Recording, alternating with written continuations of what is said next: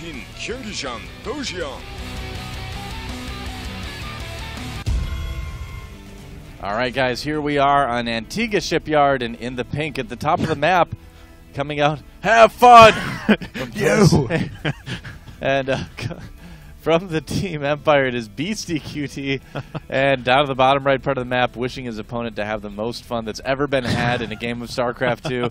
It is Mouz.ThorZaIN. Good God, have fun, man! I know. All right. Let's see here. Cross positions. Matter of fact, I speculate that ThorZaIN has actually only played about 35 games of StarCraft in his life. They've just Think so? all been about an hour and a half. And That's true. Yes. That's true.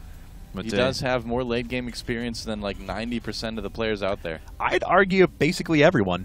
So I'm trying to think of another player who I see on a regular basis that I can count on their games going past the 30-minute mark. Rain. Oh, The new Rain. the new Not Rain. the old Okay, Rain. not the old one base all in all the No. time Rain. No. Okay. Yeah, Rain actually prefers macro games. He doesn't even, I mean, he kind of got a bad rap for how he played in that one GSL season, but Right. that's not representative of his common play style, in my opinion. Yeah. Agree or disagree? Well, out there. he did have that ridiculous set against Boxer. I remember He did. back at MLG Anaheim, the game He that did. came down to like Mass Raven Viking Battlecruiser ridiculousness. Yeah. Now, ThorZaIN going gas first, we should note. Mm-hmm. So he's going to be moving into a very quick factory from this, and then from there he's got a couple different options. Could be Banshees, could also be Blue Flame Hellions. We've actually seen kind of a resurgence of people getting Blue Flame Hellion early on in TVT. As weird as that sounds, but a very normal opening from Empire.Beastyqt on the other side of the map. Mm-hmm. Being very diligent as well, scanning for anything around his base. And ThorZaIN, on the other hand, is going to have that 100 gas just when that barracks finishes up. So nice little time on everything there. And Beastyqt looks like he is going to go ahead, find his opponent right away. Of course, if they're using the IPL version of the map, which I think they are, yeah, okay, there's gold minerals there. It is forced cross-spawn, although there are still gold minerals on it. Yep, that's right. And remember, mules do not mine extra from gold minerals. In a TVT, that doesn't really matter, but it's something to kind of take note of. I wonder if we are going to see gold minerals come back in a lot of the tournament maps that took them out. I think we were like one of the last organizations that still had them in, actually. Well, I mean, there were others that had announcements they were going to do so, but hadn't. We'll see if they actually do. Hadn't had a big event or anything like that yet. But Yep. I think that does mitigate a lot of the problems. I actually like the idea of gold mineral patches, not the way they were executed, but the idea of having specific strategies built around getting to these specific mineral patches was actually kind of cool. Beastyqt adding in a second refinery, though, as his factory goes up, so he's going to be saving up a lot of gas. Yeah, so so is ThorZaIN. quite likely we might see cloaked Banshees from both of these guys, actually, but ThorZaIN's going to be a little bit quicker. Yep, there is the starport right now. There it is. Yep, Boom. Starport for ThorZaIN, so I believe this is going to be a Banshee rush from ThorZaIN. But will it be cloak? He doesn't have, I mean, it's going to be some time before the starport finishes, of course. Yeah, and But he doesn't will he decide to do that? He doesn't get any sort of a read on his opponent. Beastyqt, on the other hand, did see that factory coming up extremely quickly. Yeah. Yeah, I would have to imagine it's going to be Cloak, starting that before his first Banshee, whereas Beastyqt could just be going for Banshees and then quicker siege mode. Possibly. Well, let's see here now as that tech lab is indeed coming up. He's double producing Marines right now, saving up some nice gas here in a bit. And there's Cloak for ThorZaIN. He'll have enough for a Banshee here in just a bit once he gets that 100 gas, pulling his mule off. So smart. Of course, a lot of players will neglect to do that. And on your last trip, many times a mule can't return the minerals that it gathers because it'll actually die in time. So players will pull it off before it can even mine those, so they won't lose those extra 30 minerals forever. Yep, that's exactly right. It's a good thing to do. And for some of the, maybe there's some new players out there that are like, why did he start the upgrade before he started the unit? Doesn't he want that Banshee out as fast as possible to do damage? Well, yeah, it's good to get it out, but the reason you do it this way is because by the time your Banshee gets to their base on this map, that's going to be about the time that Cloak finishes, and it's more important that your Banshee gets there with Cloak than that your Banshee gets there just that much faster. So if you're a newer player out there and you're wondering, that is why.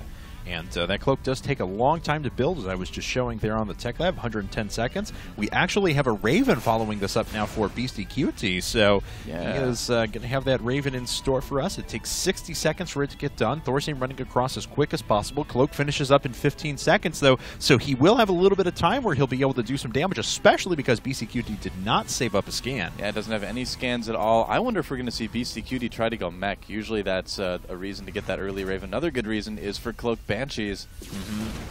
And let's see. And Raven is still about 25 seconds away. Yep. And this Banshee's doing some damage. Already has 4 kills. Going to nab itself a couple more in a bit as well. And looks like he will snag a couple more Marines there. The Raven's popping out in just a second, but not before this Cloak Banshee's already done some pretty good damage. Looks like the Banshee for Beastyqt got 3 kills himself, but was eventually moved away by these missile turrets.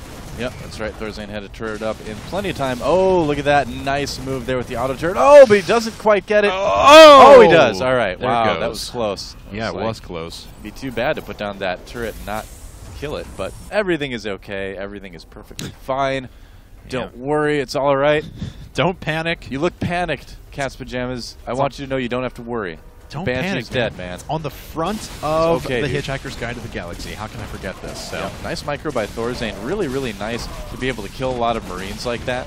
That's going to make your follow-up push so much stronger here. And ThorZaIN, you know, he did expand a lot later than his opponent, so it's going to take a little while for him to catch up in that regard, but what you said there goes a long way towards keeping his opponent pinned in for a while. Yep, that's right. Oh, look at that. 2 more factories for ThorZaIN. So ThorZaIN is going to be going mech here. We'll have to see if Beastyqt does as well. Haven't seen a mech versus a mech TVT in quite a while, actually, so I'll be excited to see that. There's he is still continuing to produce Marines for now, so it's just Marine Tank Banshee for the time being, but he's built no further production structures that I can see. Yeah, he's going to need to put some down fairly soon is when he's going to start getting those going, but because he got that quicker expansion, he's going to be spending more resources on that early on. And really, ThorZaIN not really mining any later than Beastyqt, just because he's got his command center already right there on the low ground. Oops! Bit of a mistake by ThorZaIN there. Well, nice job to poke back. He actually killed 3 Marines there as well, so... of course, you know, lost that one there, so he was trying to take map control. Well, no, you're right. I mean, he did kill 3 Marines, so in the end, he did trade evenly with that. A little bit ahead, actually. Well, let's see here, though, as these factories continuing to put out a bunch of Hellions, not even moving them onto the tech labs for now. Siege tanks do have siege mode. Beastyqt starting to move his way up right now. ThorZaIN has to make his way back, and this command center is going to be under fire very, very soon. Yeah, Beastyqt's got a very dangerous push here. All right, so we'll be auto turret on the high ground as well. Nice move by Beastyqt, pushing with those auto turrets.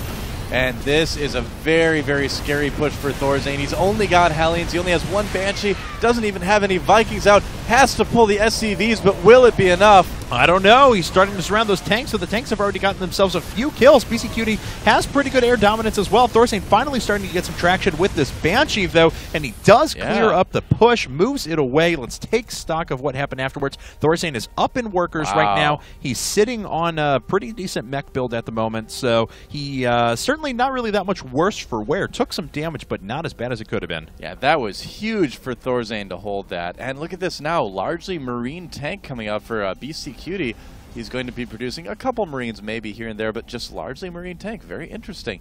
ThorZaIN starting Blue Flame and also Siege Mode at the same time, so just going into hardcore mechs. So we've got both players going for mech styles, but just in very different ways. Beastyqt is going to have maybe a less robust mech army, but he will have more tanks and the air advantage, so that will be very, very helpful for him. Certainly will be in this Banshee. Moving in for another pass, but is that where's that Raven at? I know there's a Raven somewhere for Beastyqt. Just don't know where it is at the moment. Did it die? I don't believe so. I think it's still... Oh, it did. It did. I could have sworn to God I saw it move away, but apparently not.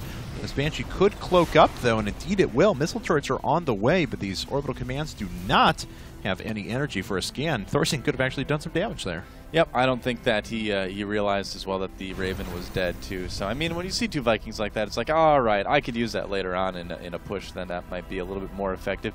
He is producing his own Vikings now. He's reactoring them out 2 at a time as opposed to 1 at a time from Beastyqt as well. So ThorZaIN has a pretty good chance of taking that air advantage sooner rather than later as well. Certainly does, as he'll be 3 to 4 in a second once his production cycle does finish up. And Beastyqt is now going to be the one who runs it with a few Hellions and doesn't get any damage done. So, Let's see here. Two siege tanks, quite a few Vikings being added in now. Indeed, we are on 3 to 4, but now BastyQt is starting to produce Vikings 2 at a time at the moment. Yep, but now the big thing is ThorZaIN still has his Raven, so he's going to be able to point defense drone and win that air war if it does come down to it, too. So ThorZaIN in a pretty good spot right now, slightly ahead on supply, but that's not a huge, huge deal. One big difference, though, is that BastyQt does have a third base already. Yes, the definitely. third is just coming up for ThorZaIN at the moment. And it looks like ThorZaIN sieging up this main base. Not a lot there that he can hit, but he will be able to kill a couple supply depots, make BastyQt react at least. And let's see here if he's going to move away or not. He's moving away his air forces and exposing his mech a little bit. Oh, BastyQt taking that moment to start moving out. Whoops. And there's a couple of Banshees overhead. This could be a lot of dead tanks. Yep, that's right. I don't think ThorZaIN expected there to be Banshees with this as well.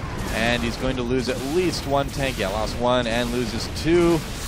Ooh. Yeah, that's not good at all. Those Banshees are pretty quick, and they're going to catch up. It looks like they're going to kill a third tank as well. It's a huge hit to ThorZaIN's army, especially when his production is going to be so far down now, not just due to going straight out mech like that, but also because he's so far behind on that third. Yeah, and because he used that auto turret too. I don't believe he had point defense drone, so it's not like he could have engaged that army with his Vikings as well. So yeah, a little bit of a unfortunate circumstance for ThorZaIN, and that gives BastyQt a good amount of map control. And like you said, that third base is really going to help him out a lot too. All right, well, ThorZaIN, he's moving away with his SUVs now at his newly constructed third. BastyQt is establishing his will in the middle of the map, though. Let's take a look at the Viking count. It is actually 9 to 8 in favor of ThorZaIN at the moment. And we're going to see, yeah, both players still producing 2 at a time. BastyQt moving over to complete mech now, though, as he does have 2 Hellions and a Thor being produced all at the same time. Yep, that's right. Getting that Raven out, too, is going to be very important. That point defense drone is so essential in mech versus mech. All right, well, here we go as ThorZaIN. There's the point defense drone, and see if he can start winning the air war. BastyQt is sieging himself up, and ThorZaIN is actually taking quite a bit of damage from those tanks, and he will start to be able to pick through these Banshees here momentarily. He's really got to take those down, actually, those Banshees. If they kill any more tanks, would just be devastating. Both the Banshees finally do fall, though, and it looks like BastyQt is probably going to have to move back in a bit. Oh, wow. He should not land here. Uh-oh. Hopefully he doesn't. I know he's tempted. He's like, oh, I need to save my base, but this is not the time to land your Vikings, ThorZaIN. Oh, there are no Banshees he's actually landing out. his Vikings. Oh. Is this going to work? I don't know. He has not killed any tanks yet, and he just lost all his Vikings. No, yeah, I mean, with unsieged tanks like that, GG, well played. Oh, wow. Oh, I don't know about that, ThorZaIN. You landed your Vikings on a bunch of tanks, man. That was not very well played.